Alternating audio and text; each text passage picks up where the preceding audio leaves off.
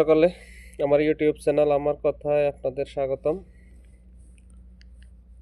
আশা করি ভালো আছেন। আজ আপনাদের সাথে কথা বলতে চাই গতকাল যাওয়া ঐতিহাসিক মুজিবনগর দিবস নিয়ে। মুজিবনগর দিবস নিয়ে বলতে এটার ইতিহাস বিকৃতি বা ইতিহাস মুছে ফেলার একটা লক্ষণ বা প্রবণতা নিয়ে। গতকাল বিটিভি একটা বিশেষ প্রতিবেদন দেখলাম 17 এপ্রিল ঘিরে। সেখানে যুদ্ধ, বিদেশি সহায়তা, ডাক্তার ইউনূসের বিদেশি সংবাদ মাধ্যমে একটা ইন্টারভিউর অংশ এবং জিয়াউর রহমানকে স্বাধীনতা ঘোষণা করার ঘোষক দেখানোর চেষ্টা, কিন্তু আশ্চর্যজনকভাবে এই রিপোর্টে একবারও মুজিবনগর শব্দ দুটি উচ্চারিত হলো না। এতেই আমার একটু মনে হলো, মানে এই দিনটা তো এর বাইরে, বিতর্কের বাইরে হিসাব করলে এটা বাংলাদেশের প্রথম সরকার। ওই সরকারের যে শপথ গ্রহণকে নিয়ে মুজিবনগর সরকার বলা হয়, সেটা একদম ওই 17 এপ্রিল থেকে 1971।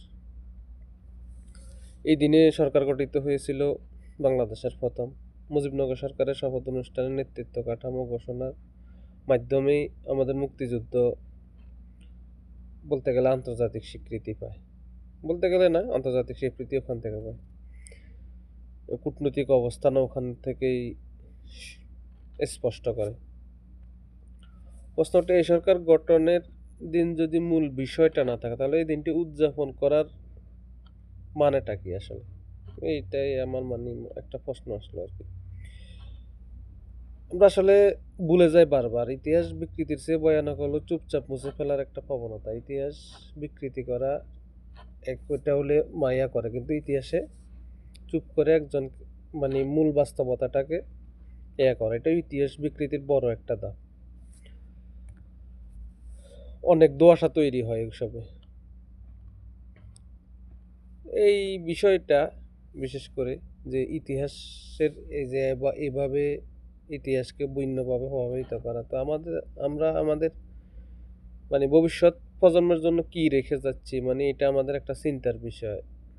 এই যে 1975-এর 15 আগস্টের পর থেকে এই বিকৃতিটা শুরু হয়েছে এবং এটা আজ পর্যন্ত সকল সরকার সমানভাবে এটা চালিয়ে গেছে, একদম একই রকমভাবে যে যার মতো করে ইতিহাস লেখার চেষ্টা, ইতিহাসে জায়গা দেওয়ার চেষ্টা।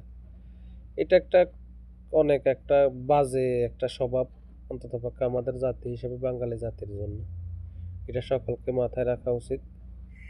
মুজিবনগর সরকার কারো রাজনৈতিকভাবে পছন্দ নাই হতে পারে, কিন্তু ইতিহাস তো তাকে মুছে ফেলা তো যাবে না। এটাই তো বাস্তবতা। এই বাস্তবতাটা নিয়েই আমরা চলা উচিত মনে হয়।